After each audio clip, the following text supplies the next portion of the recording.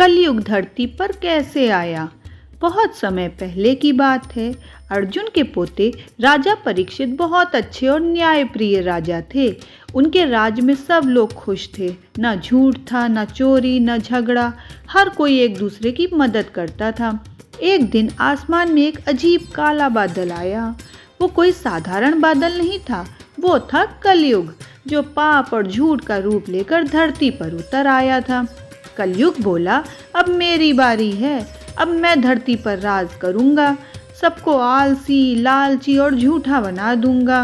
राजा परीक्षित अपनी सेना के साथ घूम रहे थे। उन्होंने देखा एक बैल केवल एक पैर पर खड़ा कांप रहा है और एक आदमी उसे लाठी से मार रहा है। पास में गाय धरती माता के रूप में रो रही थी।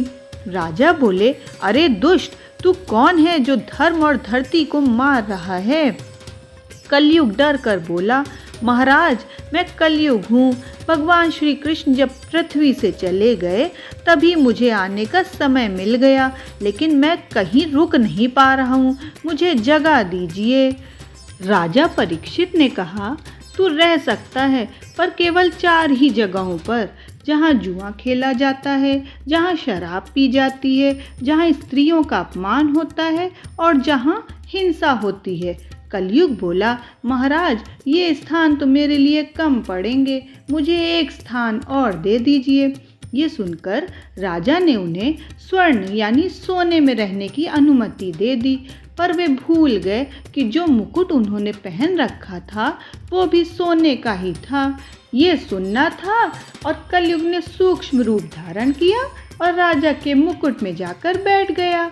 और फिर एक बार राजा शिकार करने गए और उन्हें प्यास लगने लगी। पास में शमीक ऋषि का आश्रम था। ऋषि उस वक्त ध्यान में लीन थे। राजा ने ऋषि से पानी मांगा, पर उन्होंने ध्यान के कारण सुना नहीं।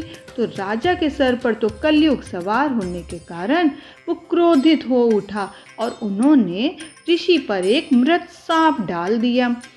पृथ्वी पर किसी मनुष्य पर कलयुग का ये पहला प्रभाव था और यहीं से ही पृथ्वी पर कलयुग की शुरुआत हो गई।